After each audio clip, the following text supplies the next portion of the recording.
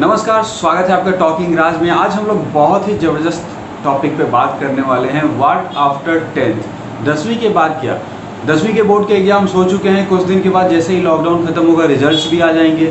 फिर बच्चों के मन में ये चलेगा अब करना क्या है, डायरेक्ट 12th करना है या फिर अभी से तैयारी करनी है, बोर्ड कौन सा चुनना है, CBSE बिहार बोर्ड या फिर ICSE, कौन सा बोर्ड चुने। तो बहुत सारे कन्फ्यूजन्स माइंड में रहते हैं और इसी समय बच्चे जो हैं वो भटकते हैं। तो आज हम लोग एक एक चीज़ डिटेल में बात करेंगे।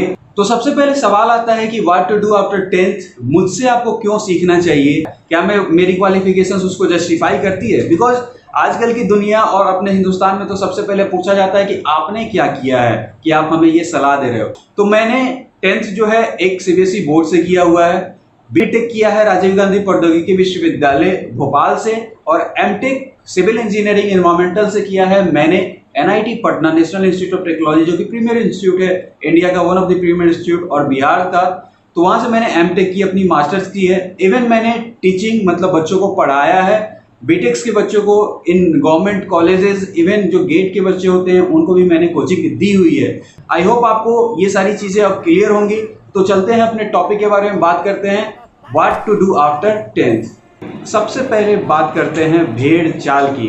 आपको पता है कि जब 10वीं से लोग निकलते हैं तो वहाँ पे भेड़ चाल शुरू हो जाती है। वो भाई, वो दोस्त, वो फ्रेंड ये ले रहा है, ये चीज़ ले रहा है तो हम भी यही ले लेते हैं। अगर वो साइंस ले रहा है तो हम भी साइंस ले लेते हैं। वो आर्ट्स ले रहा है तो वो भी आर्ट्स, हम भी आर्ट्स ले लेते हैं। वो कॉमर्स ले रहा है तो हम भी कॉमर्स ले लेते हैं। मतलब एक भीड़ बनी रहती है और उसी भीड़ चाल में हम लोग चलना चाहते हैं, बट ऐसा नहीं होना चाहिए। दूसरा चीज़, शर्मा जी के लड़के ने ये लिया है तो तुम भी ले लो। ऐसा आपने बहुत बार सुना होगा कि तुम्हारे दोस्त ने क्या लिया है तो तुम भी ये ले लो। आपके पेरेंट्स आप पे दबाव डालते हैं कि अच्छा साइंस लेगा तो तू कुछ करेगा, बट ऐसा नहीं वो पूछते हैं कि आपके मन में क्या चल रहा है ना। बहुत सारी चीज़ें आती हैं आपके दिमाग में। तीसरी चीज़ क्या होती है, लैक ऑफ इंफॉर्मेशन। आपको पता ही नहीं होता है कि कौन सा चीज़ हम चुनेंगे तो किस चीज़ से, उससे हमको फ़ायदा क्या होगा, क्या हम पाएंगे उससे। तो यहाँ पे आप लोग लैक कर जाते हैं। जैसे कि अगर आपको ये नहीं पता कि साइंस आपने स्ट्रीम चुनी तो उससे आपको क्या फ़ायदा होगा, कॉमर्स चुनी तो उससे क्या फ़ायदा होगा, आर्ट्स चुनी तो उससे क्या फ़ायदा होगा। तो ये सारी जानकारी होना बहुत ज़रूरी है। तो अब बात करते हैं स्ट्रीम्स के बारे में, कौन सी स्ट्रीम किस कंडीशन में चुने। तो साइंस की स्ट्रीम आपको पता है कि कौन से लोग चुनते हैं। अगर आप शुरू से अगर पहली क्लास से पढ़ रहे हैं तो उस समय तो कुछ अंदाजा होता नहीं कि हमें क्या करना है, बट अब 6th से लेके 10th के बीच में जो आपकी जर्नी होती है वहाँ पे आपके इंटरेस्ट का पता चलता है। अगर आपको एक्सपेरिमेंट्स में, टेक्नोलॉजी में, इन चीज़ों में ज़्यादा इंटरेस्ट है तो वहाँ पे आप साइंस को चुन सकते हैं। बिकॉज वहाँ पे फिर मैथमेटिक्स एक हायर लेवल पे इन्वॉल्व होती है।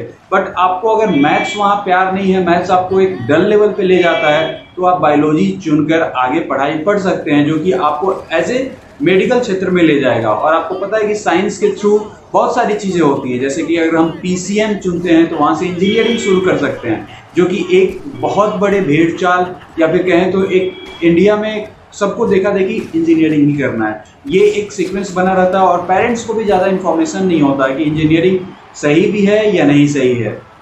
तो यहाँ पे आपको डिसाइड करना होगा कि साइंस आपको क्यों लेना चाहिए और क्यों नहीं। तो इसमें क्या क्या स्ट्रीम है इसके बारे में ब्रॉड में बात करें। साइंस में फ़ायदा क्या है, आप इसमें मेडिकल, IT, इंजीनियरिंग, इन सारे क्षेत्रों में जा सकते हैं। इवन अगर आप चाहें तो बाद में ग्रेजुएशन करने के बाद साइंस से आप कॉमर्स और आर्ट्स में भी जाके अपनी जो भी, जैसे UPSC करना है, इन सारी चीज़ों में इन्वॉल्व हो सकते हैं। वहाँ से एक आपको अलग ही बेनिफिट मिलता है। लेकिन वाइस वर्सा पॉसिबल नहीं है। अगर आप कॉमर्स चुनते हैं, आर्ट्स चुनते हैं और वहाँ से फिर से साइंस के क्षेत्र में आप जाना चाहते हैं तो ये पॉसिबिलिटी आपके लिए किल हो जाती है। इवन साइंस क्या करता है, आपकी जो माइंड स्किल होती है, सोचने की क्षमता को बढ़ाता है। बिकॉज वहाँ पे प्रॉब्लम्स बहुत टेडियस आते हैं, तो उन केसेस में साइंस बहुत हेल्पफुल है। सेकेंड कैरियर ऑप्शन जो अगर आप स्ट्रीम चुनना चाहें तो आप उसमें कॉमर्स सेक्शन में जा सकते हैं। कि कॉमर्स सेक्शंस में क्या है, जैसे कि CA बनना हो, अगर आपकी मैथमेटिक्स अंक से आपको ज़्यादा प्यार हो, तो जो अकाउंटिंग होता है, चार्टर्ड अकाउंटेंट आपने सुना होगा, अगर इस फील्ड में आपको कैरियर बनाना है तो आप कॉमर्स सेक्शन चुन सकते हैं। वहाँ से भी आप चाहें तो UPSC की ओर जा सकते हैं, या फिर ग्रेजुएशन पूरा करने के बाद चार्टर्ड अकाउंटेंट ये सब बन सकते हैं। थर्ड कैरियर ऑप्शंस में आता है आर्ट्स, जहाँ पे हिस्ट्री, लैंग्वेज, साइकोलॉजी, जर्नलिज्म, बहुत सारी फील्ड्स हैं जहाँ पे आप अपनी कैरियर बना सकते हैं। अब तो शुरू से ही लोग इंटरनेट से या फिर टीवी से सबसे कनेक्टेड है, तो वहाँ पे आपको पता चल सकता है कि आपका झुकाव जो है किस क्षेत्र में है। क्या आपको जर्नलिज्म पसंद है, ये भी आप चेक कर सकते हैं किस में आपको मज़ा आ रहा है। क्या आपको कोई लैंग्वेज पसंद है, क्या आपको साइकोलॉजी पसंद है, उस बेसिस पे आप तीनों स्ट्रीम में से कोई एक स्ट्रीम चुन सकते हैं। और ये सबसे बेटर उपाय है अपने आप को जज करने का, ना कि भीड़ चाल या फिर पेरेंट्स की प्रेशर के थ्रू किसी भी स्ट्रीम को चुनने से। बिकॉज अगर आपके पहचान का, आपके सोच का अगर स्ट्रीम आपको मिलता है तो उसमें आप ज़्यादा अच्छा कर पाओगे।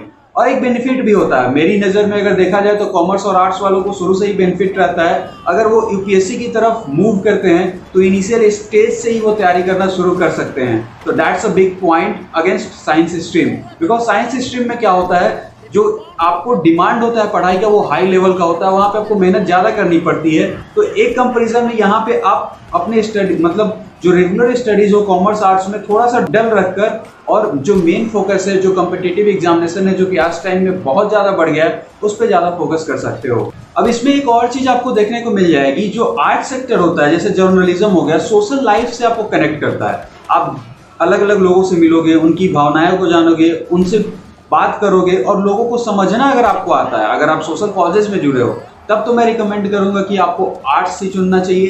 बिकॉज वहाँ पे लैंग्वेज और जो साइकोलॉजी की फील्ड है और जो जर्नलिज्म का फील्ड है, आज आपने देखा होगा कि जर्नलिज्म एक टाइम में बहुत अच्छा नहीं माना जाता था, बट आज के केस में एक एक रिपोर्टर बहुत मायने रखता है, लाखों में उनकी सैलरीज हैं।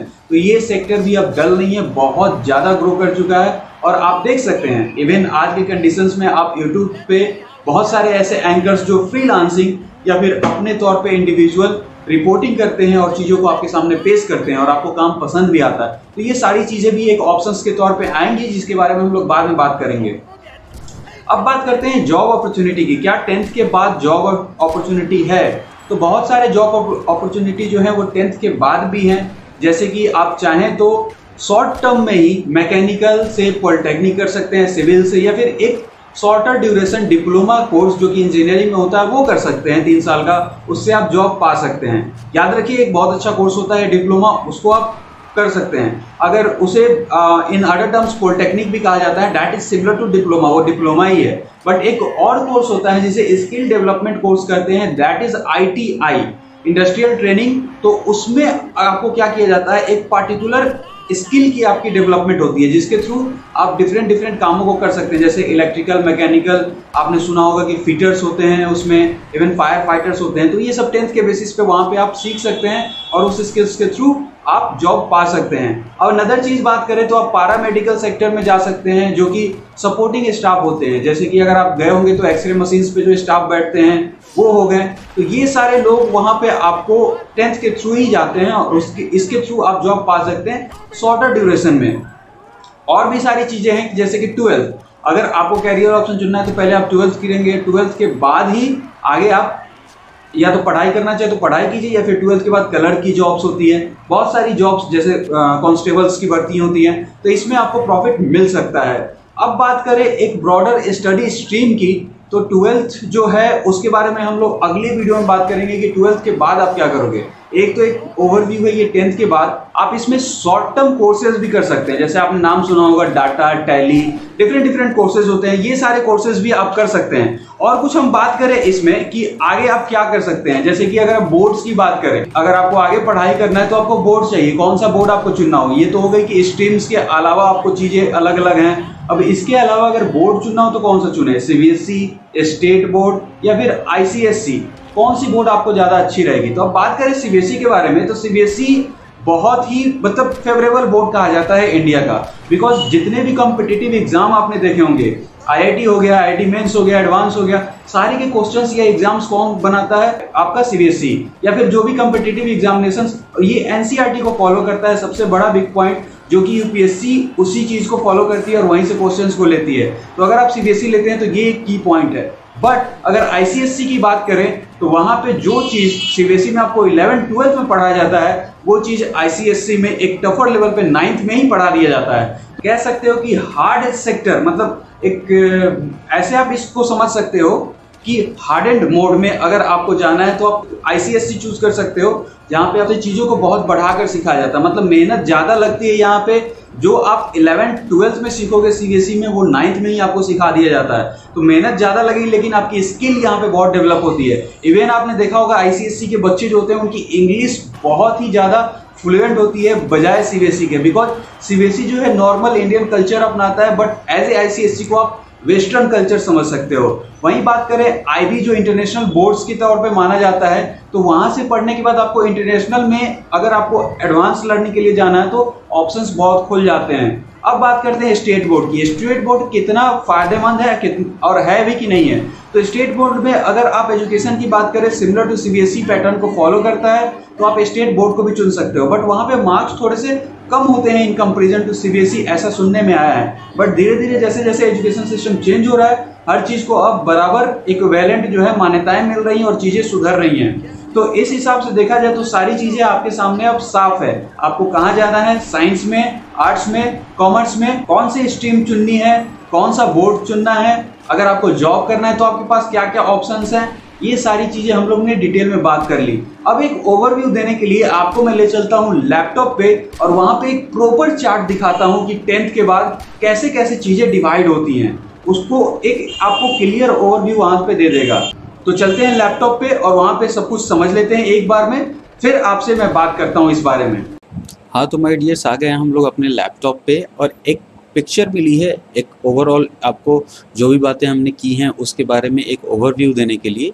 जैसे कि 10th के बाद जो बातें हमने की कि 11th 12th करते हैं तो उसके पास आपके पास क्या ऑप्शंस रहता है। जैसे ऑल इंडिया एंट्रेंस एग्ज़ाम आप दे दीजिए, जैसे बहुत सारे एग्ज़ाम्स होते हैं, AIEEE हो गया, एम्स हो गया जो मेडिकल क्षेत्र में होता है, क्लैट हो गया लॉ के लिए, और बाई बहुत सारे IIT है, ISET हो गया, बहुत सारे एग्ज़ाम्स है, IISET हो गया, बहुत सारे एग्ज़ाम्स है जो कि आप देख के और 12th के बाद इंजीनियरिंग सेक्टर, मेडिकल सेक्टर और बहुत सारे सेक्टर्स में जा सकते हैं। लॉ हो गया, तो इन सारे सेक्टर्स में आप वहाँ पे ज्वाइन कर सकते हैं। MBA के लिए जा सकते हैं आफ्टर ग्रेजुएशन, जब आप कर लेंगे तो वो सारी चीज़ें हम लोग 12th के बाद देखेंगे कि 12th के बाद क्या होता है।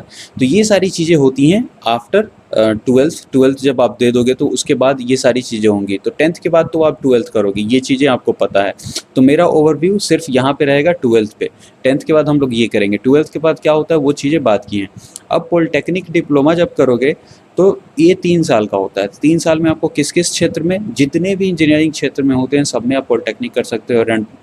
Aeronautical, agriculture, apparel designing, architect, automobile, biomedical, biotechnology, civil, computer science, name them, जो भी आपको सब में आप डिप्लोमा कर सकते हो 3 साल का। वहीं पे पैरामेडिकल डिप्लोमा भी आप कर सकते हैं। ये सारे लिस्ट हैं, सैनिटरी इंस्पेक्टर, ये सारी चीज़ें आपको डिस्क्रिप्शन लिस्ट में इस पिक्चर का भी लिंक मिल जाएगा, आप वहाँ से इसको डाउनलोड भी कर सकते हैं। एक बहुत ही कोई मे बी कोचिंग इंस्टीट्यूट और समथिंग है, उसने इसको डिज़ाइन किया है, जो बहुत सिंपल चीज़ों को बाइफरक्ट किया गया। जो हमने बातें की हैं सारी वीडियो में, उसका एक ओवरव्यू आप डायरेक्ट इस पिक्चर से भी समझ सकते हो, कौन कौन सी जॉब्स होती हैं, कौन कौन से कोर्सेज मिलते हैं।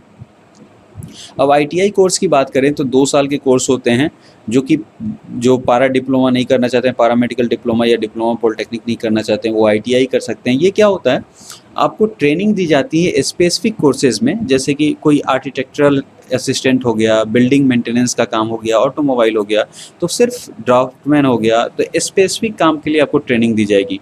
वहीं पे जॉब ओरिएंटेड कोर्स भी होते हैं जहाँ पे स्किल आपकी डेवलप की जाती है, जैसे fire safety, fine arts, cyber security, catering and technology, beauty cultures, इन सब चीज़ों के बारे में इसमें बताया जाता है।